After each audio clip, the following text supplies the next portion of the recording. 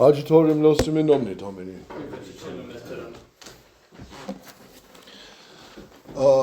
Cipriano, would you be so kind as to erase the whole board? Actually, leave the Latin sentences, but get all this.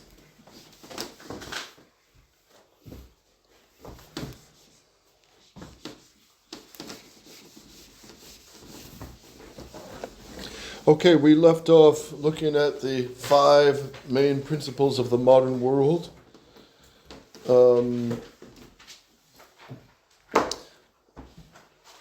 And we saw that progress, the worship of progress, is almost a religion in the modern man's mind. Progress, change. Progress and change are always considered, always better. It has to change. And you see that with modern technology now. Even a cell phone that's 5 years old is already like an antique. Right? So this worship of change, everything has to change. But change and progress are not always for the better. But that is one of the principles of the modern world. So, progressism. And we saw that last time. And then the second one was what? Evolution. Which excludes a first what? Cause. Yes. It excludes the first cause, the first mover, or God, and evolution. Therefore,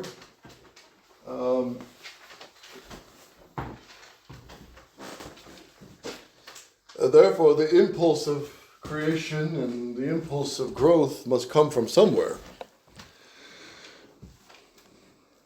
It allows the renouncing of a fixed order, with everything always evolving and changing, and knocks out the natural question, who put this order in? Evolution renounces the idea of the efficient cause. No efficient cause outside of the universe. No efficient cause. No first cause, no efficient cause. The one who puts the form into the creation. So if there's no external cause of this universe, it's got to come from somewhere. And where? From within man. Yes, third is immanentism or subjectivism. Immanentism or subjectivism. Immanent.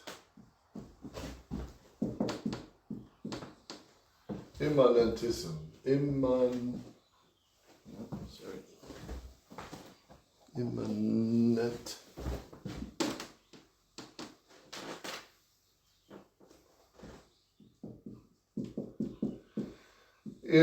Manens, maneo manere, mansi mansurus is to remain or stay. Like we get the word mansion. Our Lord uses this very word for staying in our soul. Manete in me nego et vobis. Stay in me and I will stay in you. So immanentism is and subjectivism is that truth and reality come from within. All truth and reality, in quotes, come from within. Within man is intellect and heart. So evolution kicks out the first cause, kicks out an external fixed order coming from without. So where does truth come from then? Truth and reality must come from within man. So there's a whole logic to this Luciferian revolt.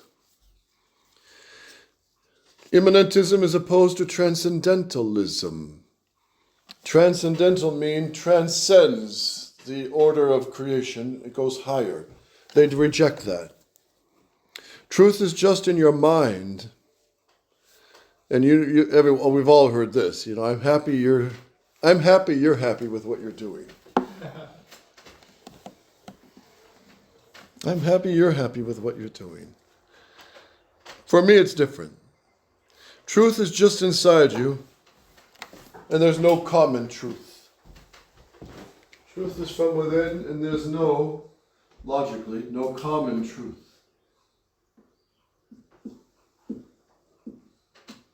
That's fixed, absolute, immovable. And the modern mind, the subjectivist mind, hates to hear of absolute truth. That's why they really have a hatred of the Catholic Church, because of tradition, because she's fixed in the old realities. And she stands by it. Marriage is sacred, it cannot be dissolved. Divorce is wrong. You can't make a boy into a girl, you can't turn a girl into a boy. Those are fixed facts. You can't change those things. 2 + 2 is 4. It'll never change. Never did change, never will change for all eternity. Can God in 1,000 years make 2 + 2 = 7? No. Not even he can do that. No. And that's the beautiful reality of truth. Even because God is truth, it can't change. So people say, well, I remember as a boy in high school, one of the other boys who was atheist already, and he said, well, if God is all perfect, can he, well, his argument was, can he make another God like him? Well, no. Well, then he's not perfect. He's not all powerful if he can't do that. If he's all powerful, he should be able to make 2 + 2 = 10, 11, or 12. No, he can't do that. Well, then he's not all powerful. Well, those are fallacy arguments, right? They don't hold. But the answer is what? The Catechism of the Council of Trent answers this very well. It says Louder. It says that if God were to make 2 + 2 = 7, which he can't do because it goes against his nature. So anything that goes against his nature, which is truth, would be a lack of power or a lack of a good. So that's right. So if another argument is, can God create a rock that he can't lift, so heavy he can't lift? Right? Have you ever heard that before? Yes. That would be a lack of his power because that would be an evil for him to create something that goes against his nature. Yes. That's right. So, and his nature is all being, all truth, what exists. So you see the poison of subjectivism, which is mainly what philosopher? We could put mainly 2 philosophers that they're all rotten, those Enlightenment philosophers. They're all actually condemned by Pius X, as we saw in his condemnation of the Sion. But what 2 names stand out for this error? Descartes and Kant.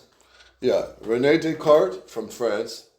Hence, all evil comes from France, some argue. And then Kant, who came out of Germany, Immanuel Kant. So those 2 characters stand out for this error. Descartes and Kant. And Pius X did not like Kant. He called him the modern heresy. And then, what's going to logically flow from this? Since progress and change are always great, always good, and things are progressing, but they're not coming from, all true progress and all growth is not from outside. There's no first cause, no efficient cause, thanks to evolution. And since no truth comes from outside, but from within me, what is going to establish at a level of society, what will establish the common truth? Since there's no common truth outside, what's going to establish the common truth everyone can agree upon? The majority vote. The majority vote. And that is the heresy of modern democracy. Modern, I say modern as contradistinguished from the ancient understanding of democracy, which there is a true democracy, and there is a legitimate government called democracy, according to understood by the ancients in St. Thomas. But modern democracy is particularly condemned by the church. Modern democracy. And we could call it democratism.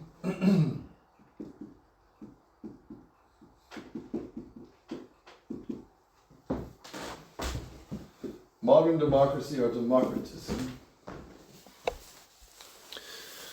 naturally flows from immanentism and subjectism. All have their own truth. So how do you come with practical solutions? The common truth is established by the majority vote. Sovereignty of the people, by the people.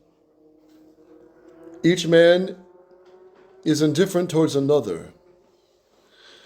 So a state on which all agree on a contract, like the Republic of France and the US Constitution. The perfect men getting together, man no longer a social being, but has rights attributed to man.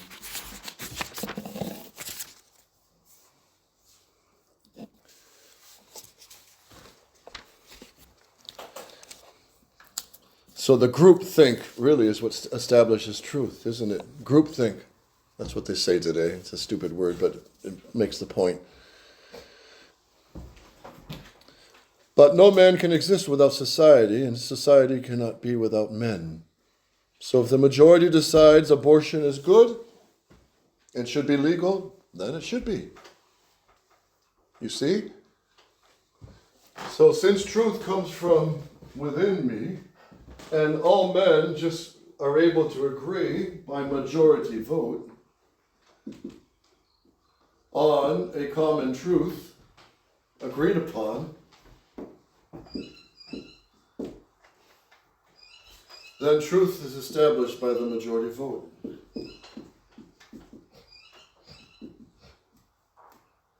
Common truth. That's agreed upon and voted on. And Pontius Pilate becomes the most modern of men. He subjects truth to the vote of the people. He subjects the living truth to the vote of the mob.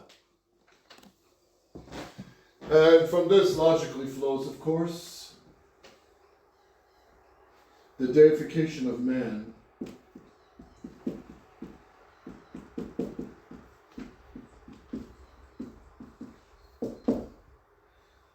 So the people become this nebulous entity of truth.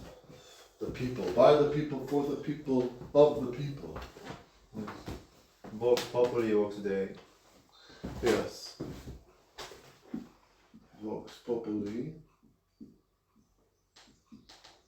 vox Dei, which means what, Michael?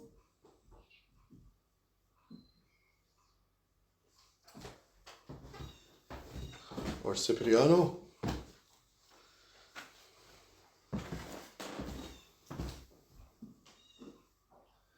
And then, of course, authority will come from the people. That's condemned by the church.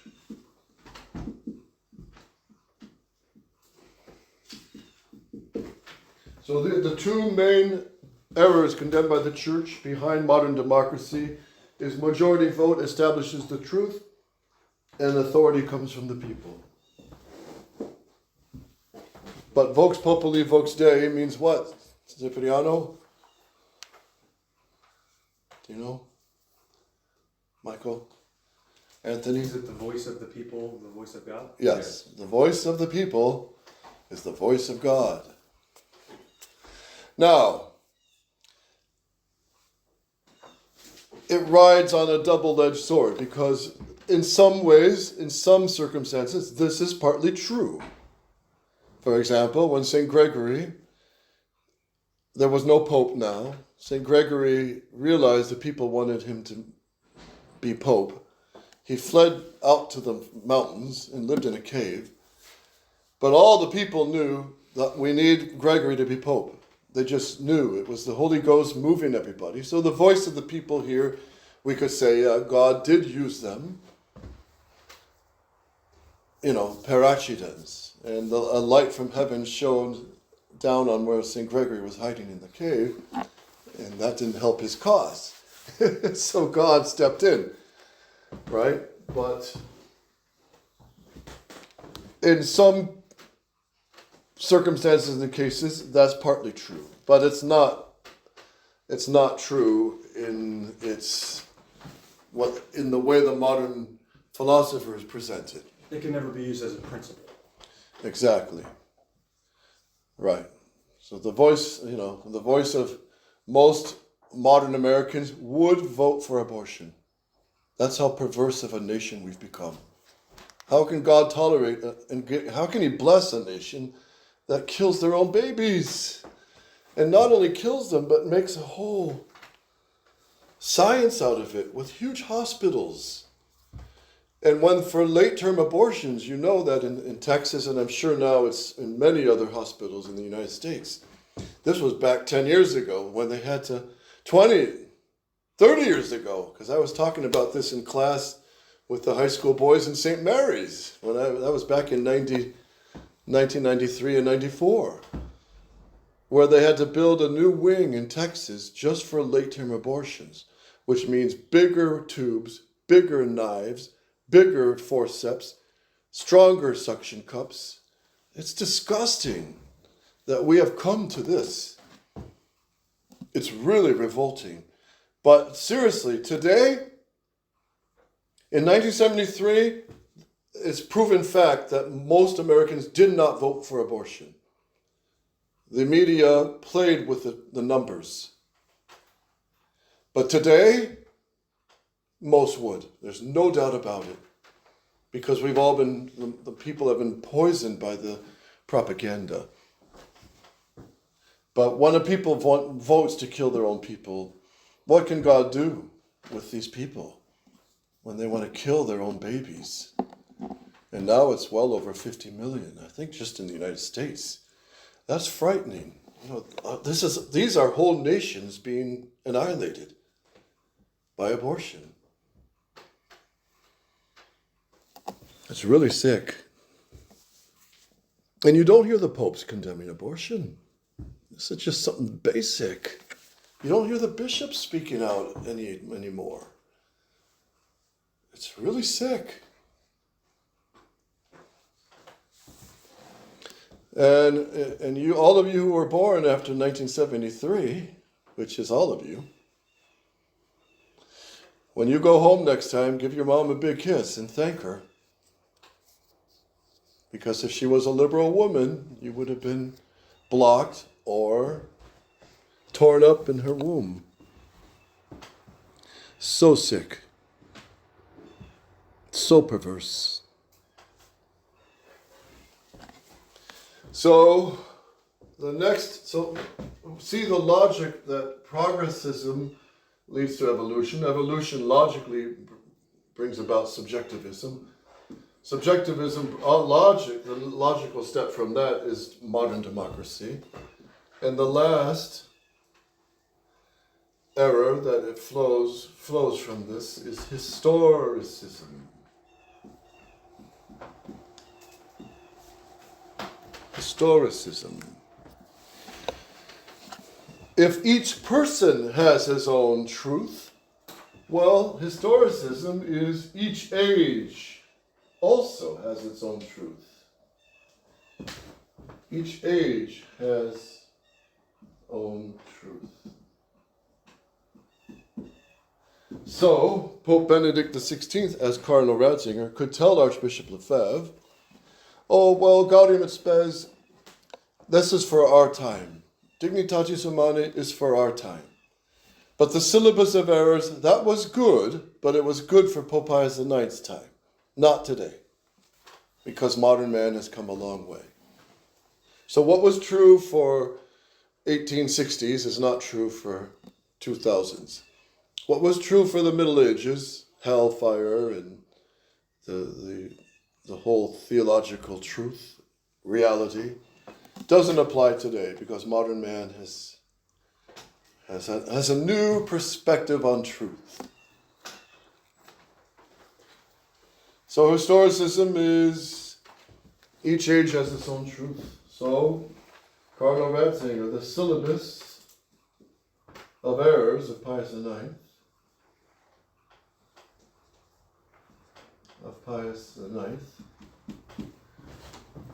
was good for his time.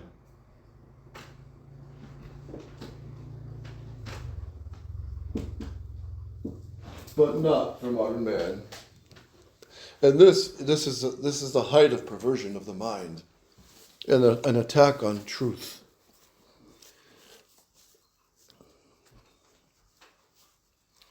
So they study in the modern universities. They'll study periods of history. When St. Thomas and Dante believed in that there's a heaven, there's a hell, there's a purgatory, and you're going to be judged, and the Gospels were held as true. But in this period of history, it's different. Hegelian influence. It's the Hegelian influence on history. What was true in the Middle Ages is no longer true now. And hence you get, the American dream. America is its own history. The crusade for democracy. This is a new age of democracy. So we can crush all other countries. We can bomb other nations and destroy them and drop, what's that called? Orange. They were dropping, I guess, Iran put out a new Lego video showing that Israel and the US dropped Agent Orange on parts of Iran. It's killing all the animals, trees, and people. And they use that in Vietnam as well. So they can drop Agent Orange on a whole area like this. Everything will die. Humans, animals. It's really evil. But all that in the name of what? The crusade for democracy. This is our age. This is the... So they deny the real truth. You have the right to live as you want in this segment of history.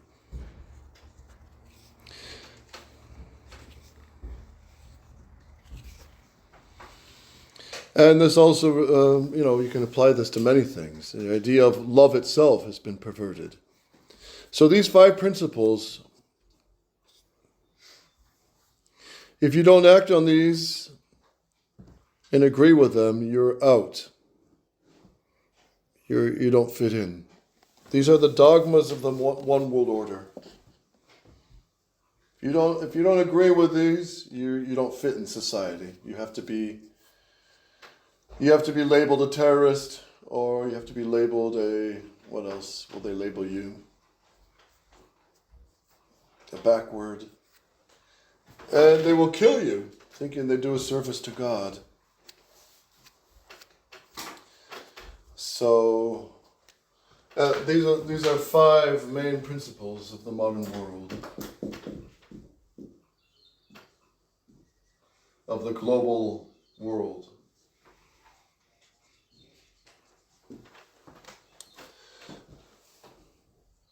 And in this, obviously, could be inserted under modern democracy, what main principle of modern democracy?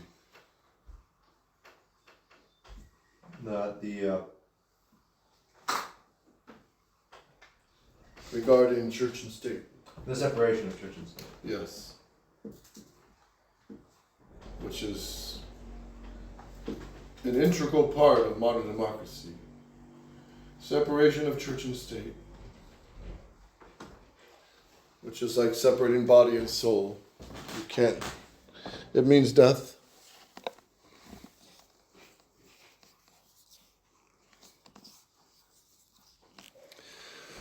Right? And Father Segur brings this up.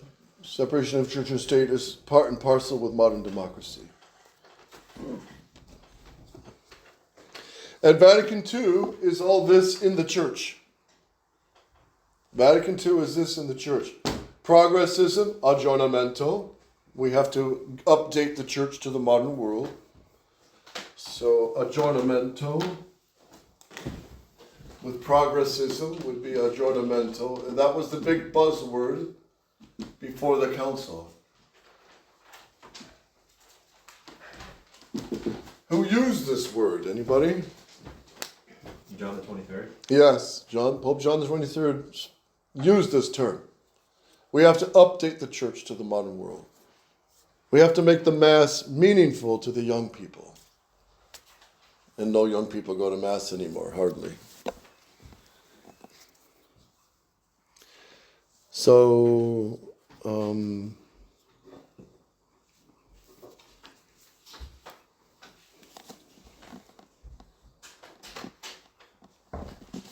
the dignity of man, the dignity of his rights. So evolution in the church would be the same thing, or aggiornamento, and evolution of dogma. Evolution of dogma, evolution of morals, evolution of liturgy, that's the Mass. All must change. All must be updated. All must fit for the modern man. We need a new Mass. We need new dogmas. We need new morals. And they're pushing this new morals. Under Pope Francis, married people can come to Holy Communion who are divorced and remarried. Well, they can't. They're living in mortal sin. They have to leave their boyfriend or girlfriend. They cannot live together if they've been married. They must live with their husband or wife, and they can only remarry when one of them dies. Yes. Hence, many murder cases down history. When the wife somehow, drops some mercury into the soup. Whoops.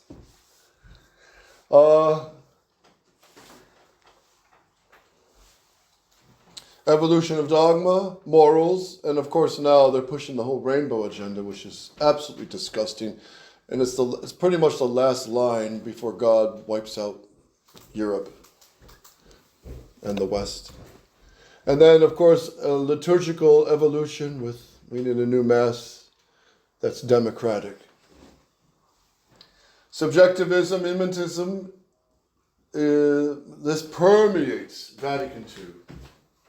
This permeates the documents of Vatican II. Permeated by subjectivism. And Archbishop Lefebvre says that in his 1990 conference. He says, now that I've studied again some of the documents of Vatican II, I can see that the whole thing is permeated with subjectivism. It's poisoned through and through. As he says in the Declaration of 1974, even though not every sentence or paragraph is necessarily heretical, but it's permeated with it. It's poisoned with it through and through. And then in the Vatican II Church, modern democracy will be Dignitatis Humanae, uncrown Christ the King. Dignitatis Humanae, the document on religious liberty. Religious liberty. Christ must not reign because man reigns today. Man is God today. Man. More than anyone, we have the cult of man. Who said that? Paul the Sixth. Pope Paul VI to the United Nations. Yes. What a shame. A Pope of the Catholic Church saying these words. before our political leaders. More than any, we have the cult of man. And he said, glory to man, glory to his achievements, glory to his inventions, glory to man's capabilities. And he has this whole speech glorifying man. And it ends by saying, more than any, we have the cult of man. So the man has replaced God, as Pius X said, is the modern apostasy. And then historicism at Vatican II is perfect here. Here's Cardinal Ratzinger. Cardinal Ratzinger. The syllabus of Pius IX was good for his time, but not now. The idea that there's hellfire was good for the Middle Ages, but Pope John Paul II comes out and says there's no corporeal fire in hell. There's no physical fires in hell. He comes out to say that publicly. So what do people think when they hear a pope say that? Well, hell can't be that bad then. Can't be that bad. And then Pope Francis goes even farther. He says what? How did he word it? Atheists. There are no atheists in hell or something. What did he say? Anybody remember? But he basically minimized the population of hell as to almost zilch.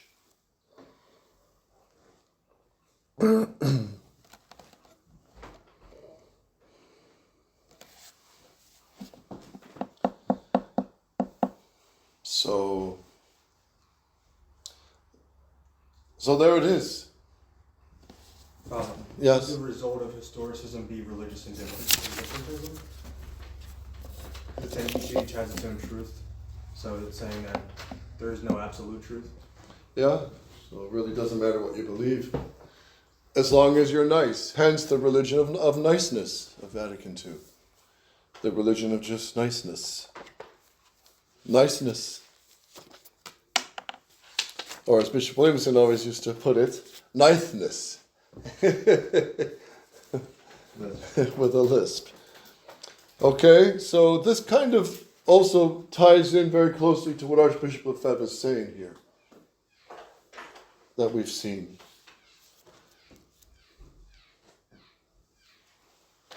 So we go back to, they have uncrowned him. Number 2, the independence, we saw first the independence of the true and good, the intellect unhinged from what's true and what's good. Now he comes to the will. So in man, in the order of man, his highest faculty is what? His intellect. Yes.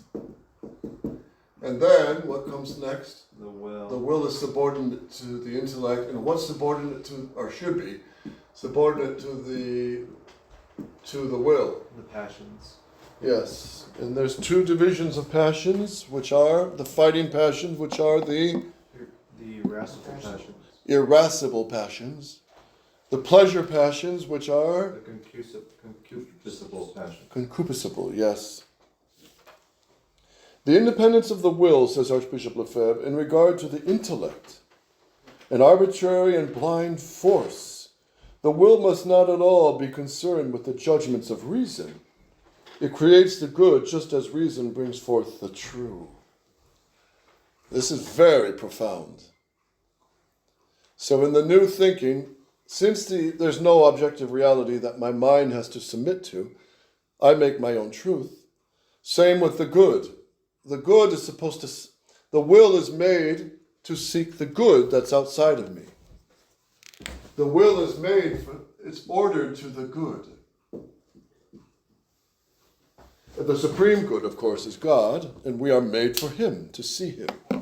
But the will also can be drawn to good that we see, right? Little Johnny, he sees the ice cream. He's drawn to the good. He sees it with his mind. He knows in his mind that's true. It does exist, and it looks good. I better get it before it melts. And he crawls to the good ice cream. He crawls to get it, to possess it. To possess that good. But in this thinking, since there is no truth outside, The will must not at all be concerned with the judgments of reason anymore. The will creates the good, just as reason brings forth the truth. So the will makes its own good. So I think, as a woman, I can dress showing all my skin, or most of it. It's good. I think it's good. I get sunlight, and of course every woman knows she's being seductive. They all know that, because it's in their fallen nature. But that's my good now, so leave me alone. If you have problems, that's your problem. And I've actually heard that from a traditional girl. If guys get bothered with thoughts because of how I dress, that's their problem, not mine. Is that true? No. It's perfect subjectivism. Or what's another way people create their own good? I'm sick of her. We're married 20 years. Well, we're not getting along so great, so let me find someone else. I'll find another good. No respect to the law of God, to the vows they made that are objective, right? And this can go for any sin. Any sin. Of course, we have to admit, in many cases, the passions influence the will, especially in the realm of impurity and food and drink.